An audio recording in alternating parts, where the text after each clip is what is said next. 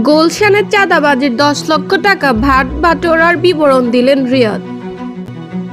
বাংলাদেশ গণতান্ত্রিক ছাত্র সংসদের বহিষ্কৃত আহ্বায়ক সদস্য আব্দুর রাজ্জাক বিন সুলাইমান ওরফে রিয়াদ স্বীকার করেছেন, তিনি সাবেক সংসদ সদস্য শাম্মী আহমেদের স্বামী সিদ্দিক আবু জাফরের কাছ থেকে 10 লক্ষ টাকা চাঁদা আদায় করেছেন।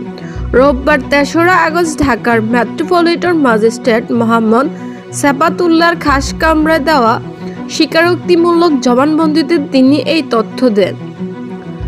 গত ২৭ জুলাই চাঁদাবাজির মামলায় রিয়াদকে ৭ দিনের রিমান্ড নেওয়া হয়। রিমান্ড শেষে আদালতে হাজির করা হলে তিনি স্বেচ্ছায় জবানবন্দি দিতে সম্মত হন। আদালত সূত্রে জানা গেছে, জবানবন্দিতে রিয়াদ জানিয়েছেন তিনি তার সহযোগীরা প্রথমে 10 লক্ষ টাকা চাঁদা আদায় করেন। এর মধ্যে 5 লক্ষ টাকা নিজে রাখেন এবং বাকি 5 লক্ষ টাকা অন্যদের মধ্যে ভাগ করে দেন। নিজের অংশের টাকা তিনি ভাড্ডার বৈঠাখালীর একটি 7তলা ভবনের কক্ষে রাখেন।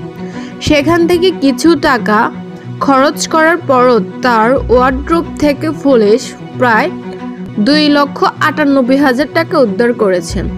তিনি স্বীকার করেন, উদ্ধার হওয়া এই সম্পূর্ণ টাকাই শাম্মী আহমেদের বাসা থেকে নেওয়া।